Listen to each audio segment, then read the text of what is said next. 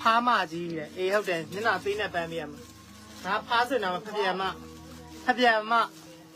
အဲ့အာရှောင်းနဲ့ပါဇက်တွေကိုသေးနဲ့လိုက်ပန်းတာ မြီးလေးတို့အိမ်မှာခွေးတွေပါမရှိဘူးမလားမြီးလေးရဲ့ မရှိပါဘူးဖွားရဲ့ ဒီလေးတကောင်ဝဲလာတယ်ကျရီလေးနှုတ်ဆက်လိုက်ပါဦး မင်းငါလို့ နှုတ်ဆက်လိုက်ပါဦး မင်းငါလို့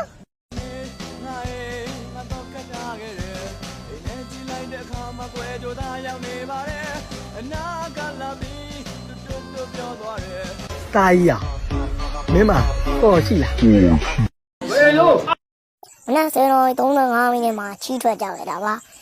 မနေ့တုန်းလဲဆိုတော့၄တုံးပဲဖြစ်ပါတယ်ဘာကြီးစားလဲဆိုတော့တမော်ဒီချင်းသက်ထောင်းလေးနဲ့ချောကလက်ရည်ခဲချောင်းလေးပဲဖြစ်ပါတယ် ရုပ်တွေဆောင်းရင်ချောလာပြီးတဲ့နောက်ပိုင်းချီးပိုင်ဒရုံးမဲ့ပါတော့တယ်မတော်တဆနှတုံးပါမင်းရင်တော့ဒရုံးဖင်နဲ့ပြန်ထည့်တယ် ကြီးတော့လေနန်းတာပေါ့ဘယ်ငါလုံးမသာပေါင်မြတ်ကို အသားမညောင်ရရှိရင်မင်းပေါက်ငါပေါက်တော့ဘောဟာငါလုံးမသားရဲ့ဟို ဒီလည်းဖိတ်ပြကြပါဦးဖေရဲ့